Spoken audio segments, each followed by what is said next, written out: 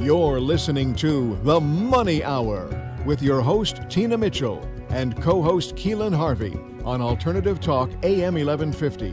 Now, back to the show with local mortgage experts Tina Mitchell and Keelan Harvey. Welcome back to the Money Hour with your host, Tina Mitchell. And your co-host, Keelan Harvey. Your local mortgage experts right here on 1150 AM KKNW, the Saturday, June 16th show. We bring into studio each week the best of the best experts in a local market on everything money. We're here to help you in today's economy. If you're hearing our show at a different time or day, you are listening to a rebroadcast, but we're here to answer any questions that you may have or connect with the guests that we have on the show today.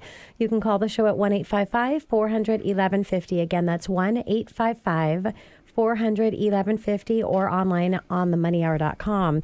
And in studio right now, Merritt Hess and Emily Tagami, Seattle's Trending Neighborhoods 2018. Thanks, you guys, for coming in and joining us in studio. Thanks, Tina, for having us. Thanks for having us. And a little bit about Merritt and Emily. The Hess Team is service-driven team with an emphasis on human connection. They pride themselves on effective communication with their clients and thoughtful integration of their clients' objectives and prioritize them throughout the real estate transactions. Whether you are a first-time homebuyer, empty nester, relocation, or investment-driven, the Hess Team has a winning strategy in Seattle's competitive market. The Hess Team also has a strong presence in Seattle area with their select listing program that delivers value-added services and exceptional results. Exciting stuff, guys. Trending neighborhoods, a moving target here in Seattle. So tell us, what defines a trending neighborhood? Well, a trending neighborhood is one that offers one of several things. Public transportation options that may include light rail.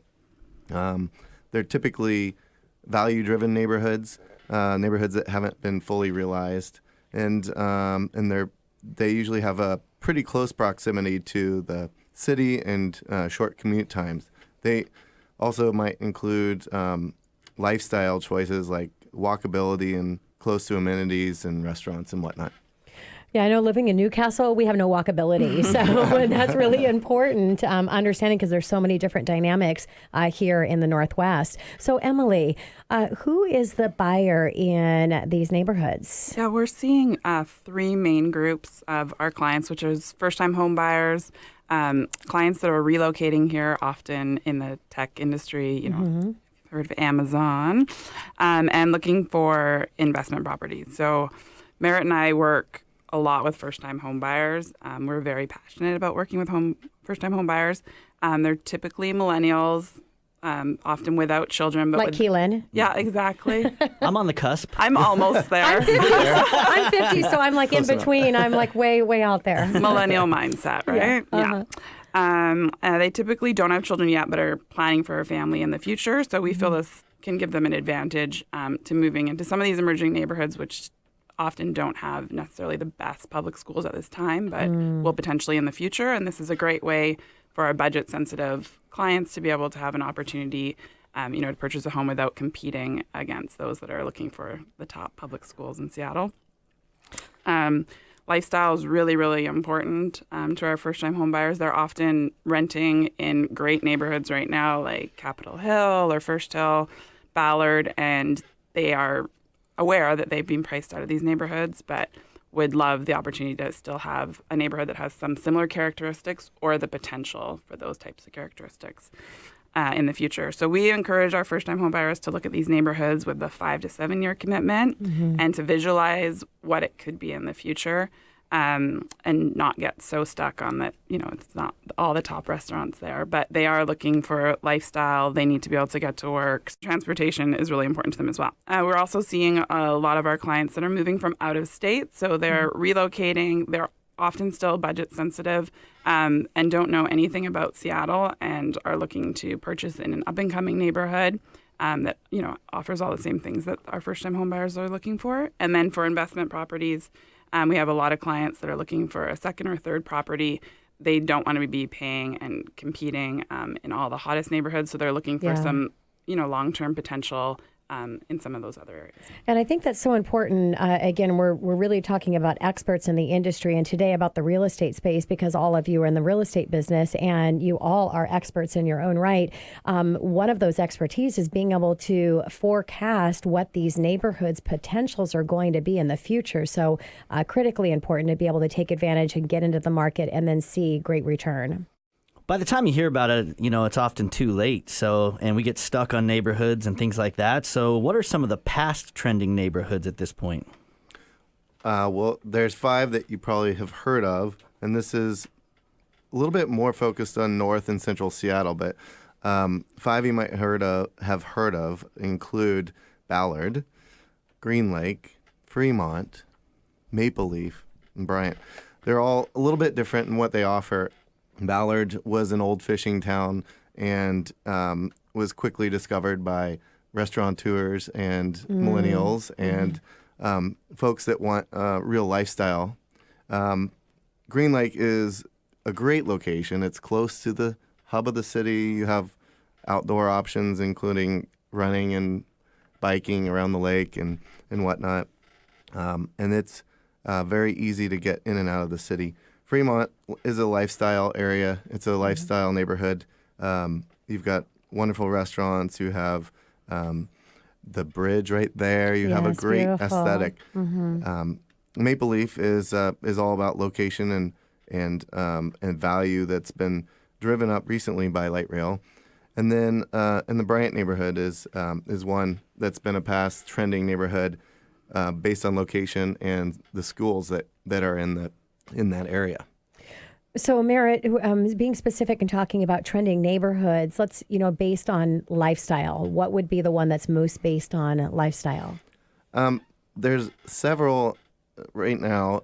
One that we've focused on just recently is the 23rd and Jackson area where there's Vulcan Real Estate has decided that they're going to redevelop a section there. And it's one of the neighborhoods that we really like. We think it's a great option for first-time home buyers, and we think that it's there's a lot of value to be gained there in terms of equity in the coming 3 or 4 or 5 years. A couple others include Columbia City, Beacon Hill, Georgetown is a great one as well. Okay. Great location just south of the city, and offers some unique lifestyle options. Love it. Merritt, you said something interesting that people often overlook, transportation. So in your mind, what are some trending neighborhoods that are based on the transportation?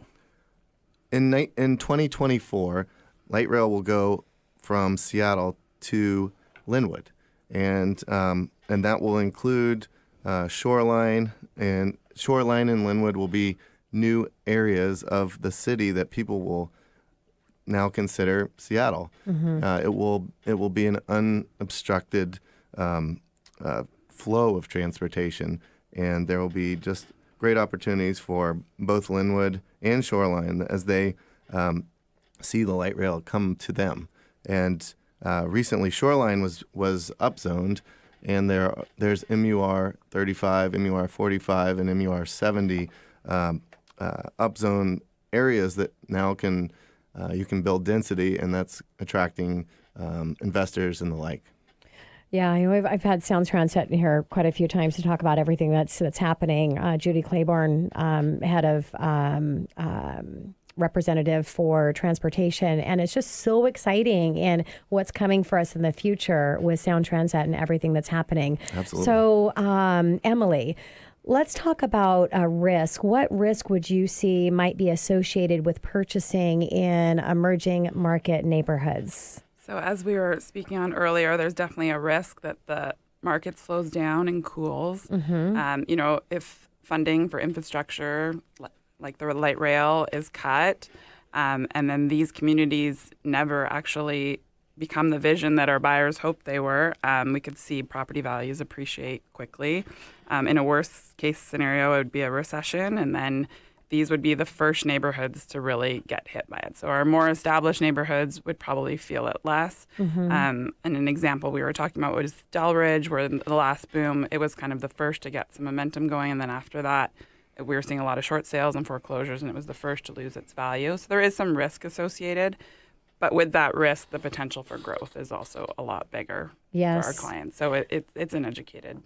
And again, as I mentioned earlier, a home is different than any other investment. It's the only investment it's your roof over your head. And so really looking at it for that purpose and knowing that it's a long term, you'll be able to make it through any market. So the question is whether you can buy in another market or you need to get into these emerging markets, because that may be your option. And but you're able to get into home ownership. So love that. Yeah, Merritt, what is your firsthand experience with buyers in the past? I'm buying in emerging neighborhoods. Well, I was thinking back to that. We had a couple clients, Sarah and Juan, around 4 years ago.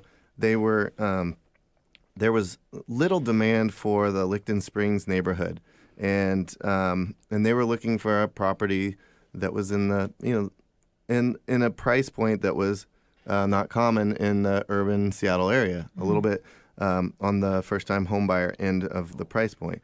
And they took a flyer on Licton Springs, and knowing that the 2021 light rail was going to be going to Northgate and would be 4 blocks away from their future home. Green Lake was just a couple blocks away. And now the neighborhood is quickly appreciating. And in addition, you've got Robert Eagle and Cascadia, a couple schools that were just recently rebuilt. So what about first-time home buyer, and where would be the best option as far as purchasing single-family home, townhome, or condos? So we're really hot on Northgate right now. Okay. There is you got a big smile on your face, Emily. You heard it right here. That's the hot area, Northgate. That's right. There has been some whispering of redevelopment of Northgate Mall, and with that, and the light rail that's coming in 2021, you are going to be seeing all kinds of growth in that area. And we have first-time homebuyers and people who are moving up in their homes. They are looking in this area, and we're encouraging them to take advantage of that because it's just going to go up. Merritt, where would you buy if you were an investor? We talked a little bit about investors early in the show. And would you buy a single-family, townhouse, or condo? What would you buy? If I was if I was an investor in Seattle, entering into the investor market, I'd probably be looking for a townhome. I'd be looking for square footage with ease of care, so not having to spend a lot on taking care of the property. I'd be looking in upzoned neighborhoods. The housing affordability and livability agenda, the HALA upzoning, is happening throughout the Seattle area, and there are many opportunities where the zoning has been expanded, and you can now buy a lot that you can now build multiple townhomes on.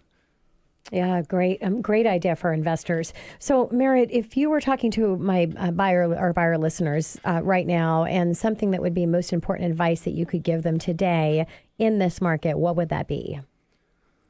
Oh gosh, buy something that you see potential value in, and trust. What we're talking about right here with you guys today. I mean, it was a really interesting conversation. Yes, go ahead. Sorry, Merritt. And I would say, trust the people that you've hired to guide you to those places, and that's what we get paid for is to get properties that will have value to our clients. Yeah, and we're very excited about that for them and what that will bring to them someday.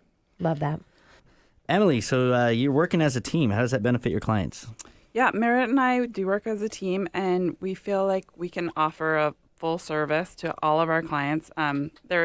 The fact that we're a male-female team often comes into play, and I think as a female and as a man, we're definitely hearing different things in these conversations. So we leave no holes. Yes. We cover everything, and we have complementary strengths. We both come from different backgrounds, but as we come together, we have a great energy, and we really try to make this process fun. It can be so stressful for buyers, and we really pride ourselves on educating our buyers together, but we're full service. We go into all our meetings together. We do all our listings together. We host all our open houses together, and we just try to make it a lot of fun for our clients and, help them achieve their dreams, which is either, buying a home or selling.